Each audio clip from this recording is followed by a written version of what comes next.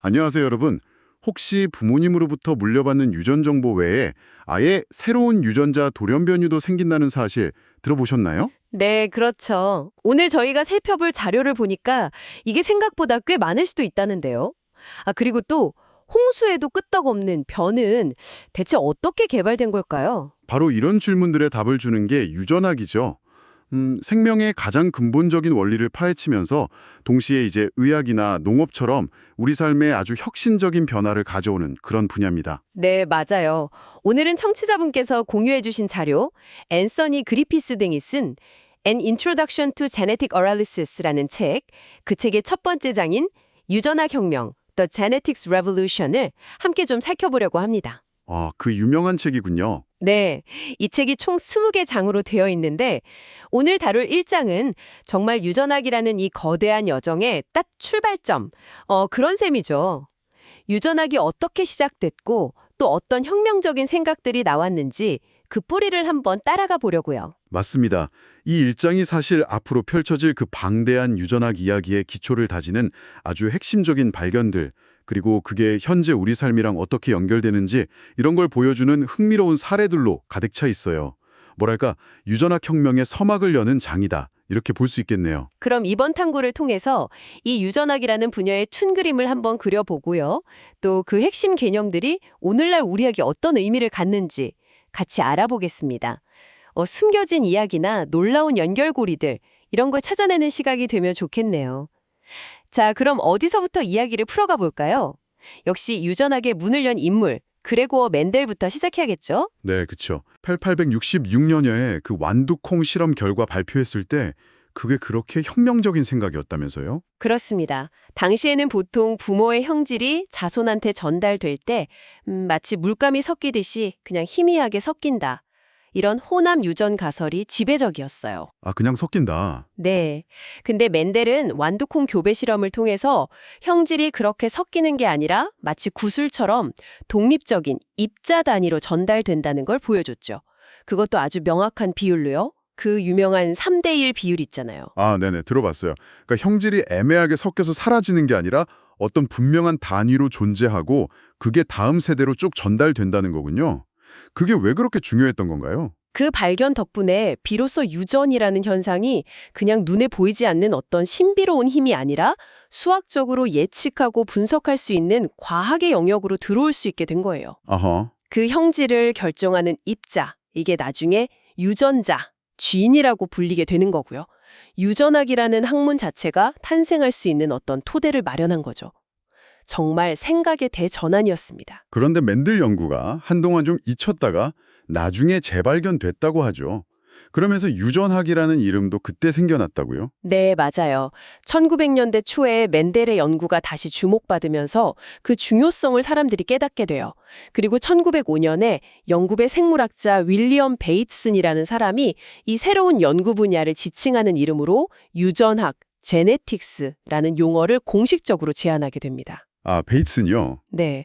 런던 행 기차 안에서 멘델 논문을 읽고 엄청난 영감을 받았다는 그런 일화도 있고요. 아무튼 본격적인 유전학 연구 시대의 개막을 알린 좀 상징적인 순간이라고 할 수 있죠. 그럼 맨델이 말했던 그 입자, 즉 유전자의 실체는 대체 무엇이었을까요? 그게 뭔지 밝혀지기까지 꽤 오래 걸렸을 것 같은데요. 네, 맞습니다. 그 실체를 밝히기까지 시간이 꽤 걸렸어요. 결정적인 단서가 나온 게 1944년입니다. 오즈월드 에이버리랑 그 동료들이 폐렴 쌍구균이라는 박테리아를 이용한 실험을 통해서였죠. 그 유명한 에이버리, 맥클라우드, 메카시 실험, 그거 말씀이시군요. 박테리아의 형질을 바꾸는 그 물질이 바로 DNA다. 이걸 직면했잖아요. 근데 이게 왜 또 그렇게 충격적인 발견이었나요? 당시만 해도 많은 과학자들은 유전 정보를 담고 있는 물질이라면 당연히 구조가 복잡하고 기능도 다양한 단백질일 거다 이렇게 생각했어요. 단백질이요? 네, 상대적으로 구조가 단순해 보였던 DNA는 후보로 잘 고려되지 않았던 거죠. 그런데 이 실험 결과 바로 그 DNA가 유전 정보의 전달자라는 게 밝혀진 거예요. 와, 생명 현상의 중심에 단백질이 아니라 DNA가 있다. 이 사실은 분자 생물학의 방향을 완전히 바꿔놓는 그런 발견이었습니다. 그리고 그 DNA가 구체적으로 어떤 모습인지 밝혀낸 게 바로 1953년 왓슨과 크릭의 이중나선 구조 발견이고요. 이건 정말 유명하죠. 꼬인 사다리 모양. 네, 맞습니다. 이 구조의 발견은 단순히 그냥 DNA 모양을 알아냈다. 이걸 넘어서는 의미가 있어요.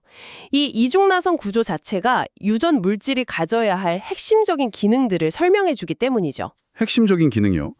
예를 들면 어떤 것들이 있을까요? 첫째는 그 아데닌, A, 티민 T, 구아닌 G, 시토신 C.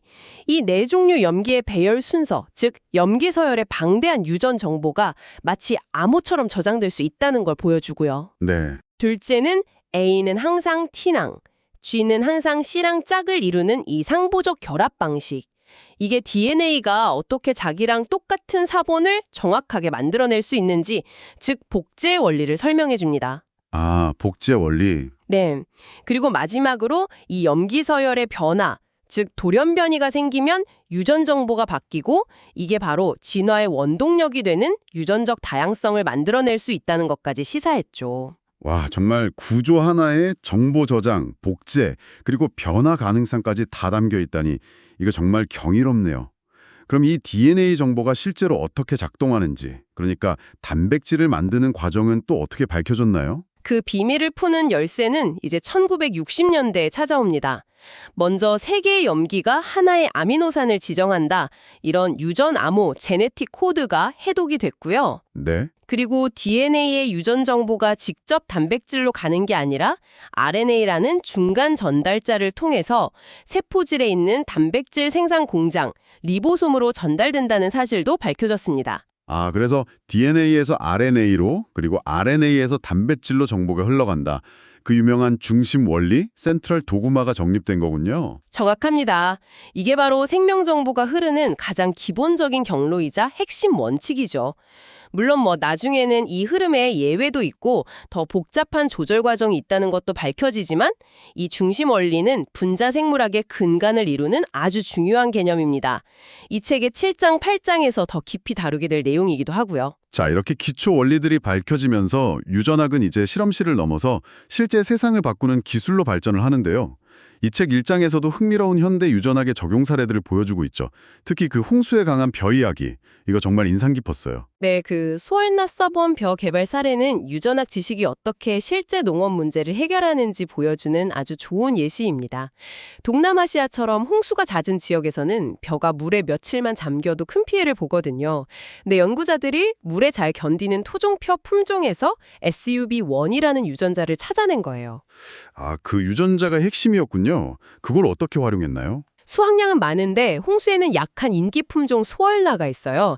여기에 이 USB1 유전자만 정밀하게 도입을 한 겁니다. 딱 그것만? 네, 전통적인 육종 방식으로는 원하지 않는 다른 형질까지 같이 따라올 수가 있는데 유전학 기술을 이용해서 원하는 유전자만 쏙 집어넣은 거죠. 그 결과 소얼나 섭1이라는 새로운 품종이 탄생했고 실제 홍수 피해 지역에서 기존 품종보다 훨씬 높은 수확량을 기록하면서 농가 소득 증대에 크게 기여했습니다. 기초 연구가 식량 안보 문제 해결로 이어진 대표적인 성공 사례라고 할 수 있죠. 이야, 정말 대단하네요. 농업뿐만 아니라 인간의 건강 문제 해결에도 유전학이 결정적인 역할을 하고 있죠. 자료에 소개된 ACDC라는 희귀질환 진단 사례도 좀 눈길을 끌더라고요. 네, ACDC. 그게 Arterial Calcification Due to Deficiency of CD73의 약자인데요. 동맥이랑 관절 주변에 칼슘이 쌓이는 굉장히 드문 유전 질환입니다. 원인을 알 수 없는 고통에 시달리던 환자들이 있었는데 미국 국립보건원 NIH의 미진단 질환 프로그램 UDP라고 하죠. 그 연구팀이 이 환자들의 유전체 분석에 나섰어요. 유전체 분석을 통해서 원인을 찾아낸 건가요? 맞습니다. 연구팀은 환자들의 유전체 염기 서열, 특히 단백질 정보를 담고 있는 엑솜 부위를 집중적으로 분석하는 기술, 엑솜 시퀀싱이라고 하는데 이런 기술들을 활용했습니다. 그 결과 NTY5라는 유전자에 돌연 변이가 생겨서 CD73이라는 효소가 제대로 만들어지지 않는 것이 병의 원인이라는 걸 밝혀낸 거죠. 와... 이전에는 진단조차 어려웠던 희귀 질환의 분자적 원인을 유전체 분석 기술로 정확히 규명해낸 겁니다.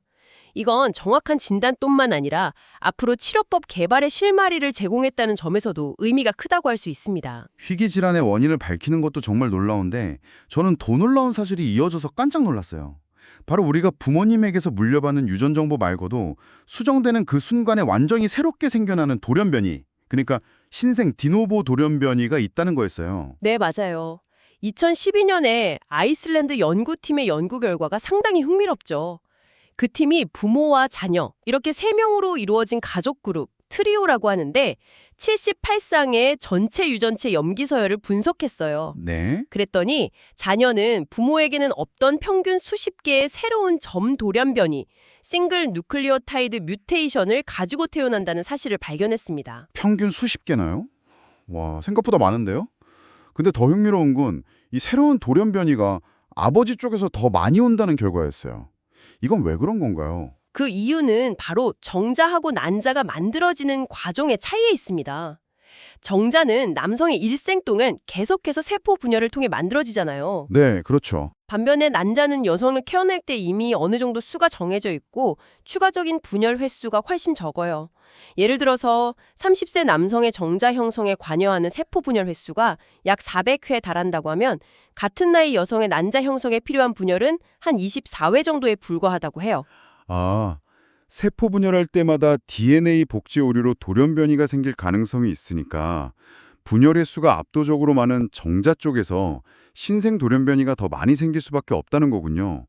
아버지 나이가 많을수록 그 횟수는 더 늘어날 거고요. 바로 그거죠. 네. 이건 우리 각자의 유전체가 단순히 부모로부터 물려받은 것의 조합이 아니라 새로운 변이가 계속 추가되면서 미세하게 변화하는 아주 역동적인 실체라는 걸 보여줍니다.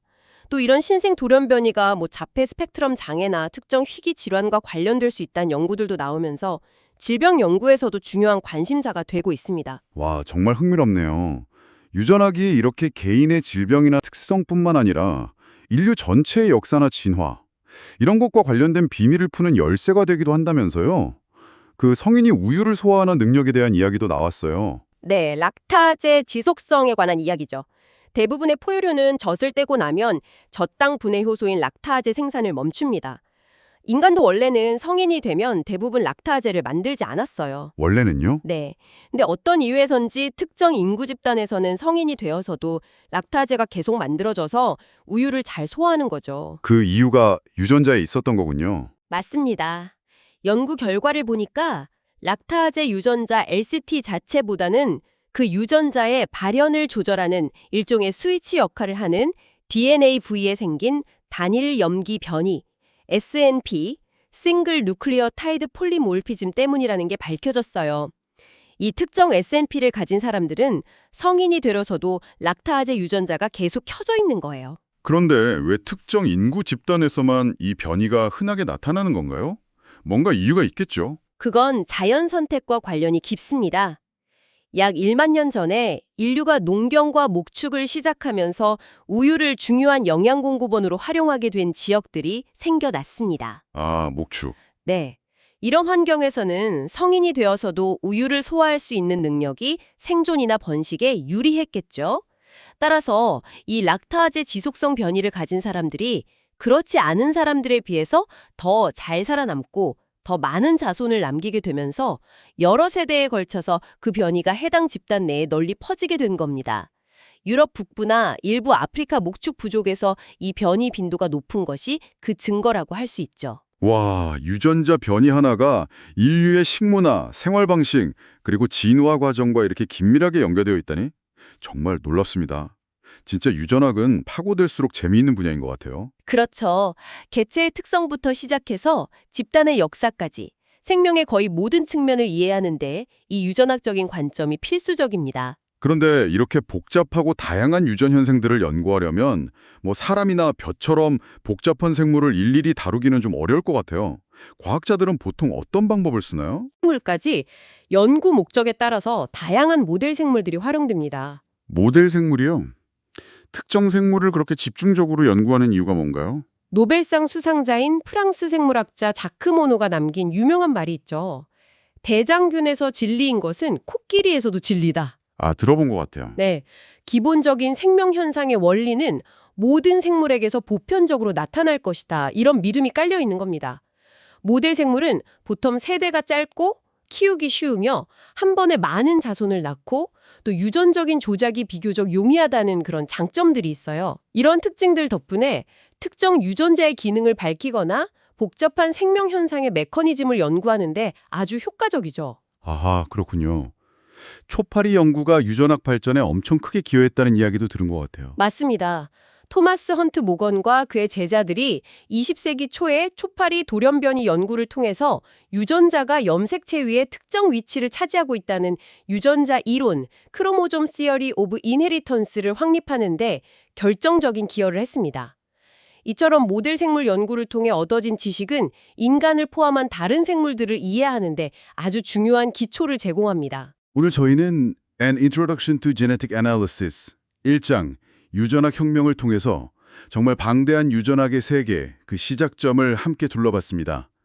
멘델의 완두콩에서 시작된 그 유전의 입자 개념이 어떻게 DNA 이중나선 구조 발견으로 이어지고 마침내는 홍수의 강한 벼 개발, 희귀질환의 원인 규명, 나아가 인류 진화의 비밀을 푸는 열쇠가 되기까지 그야말로 혁명적인 여정이었네요. 네, 이 일장은 유전학이 생명의 본질을 탐구하는 순수 기초과학에서 출발해서 어떻게 우리 삶을 직접적으로 바꾸는 강력한 응용과학으로 발전해왔는지 그 핵심적인 흐름을 아주 잘 보여줍니다. 앞으로 이어질 나머지 19개 장에서 다룰 내용들의 중요한 발판이 되는 셈이죠. 듣고 보니 유전학은 과거의 발견에 그냥 머무는 학문이 아니라 새로운 기술과 질문들이 계속 등장하면서 끊임없이 진화하고 확장되는 정말 역동적인 분야라는 생각이 강하게 드네요. 맞습니다. 특히 유전체 전체를 해독하고 분석하는 기술이 발전하면서 우리가 들여다볼 수 있는 정보의 양과 깊이가 이전과는 비교할 수 없을 정도로 커졌습니다.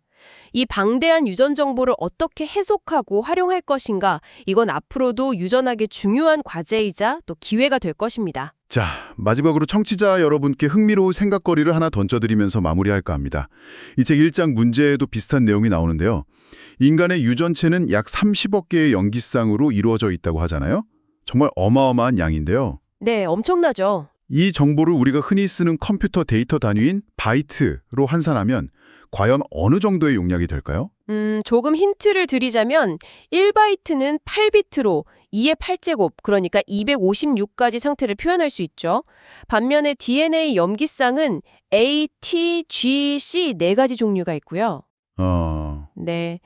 단순 계산으로도 우리 몸속 세포 하나하나에 담긴 유전 정보가 얼마나 효율적이고 압축적으로 저장되어 있는지 좀 짐작해 보실 수 있을 겁니다. 생명의 운영체제라고 할 수 있는 이 유전체 정보가 어떻게 그토록 정교하게 생명 현상을 조율하는지 그 비밀을 풀어가는 여정에 앞으로도 계속 주목해 주시면 좋겠습니다.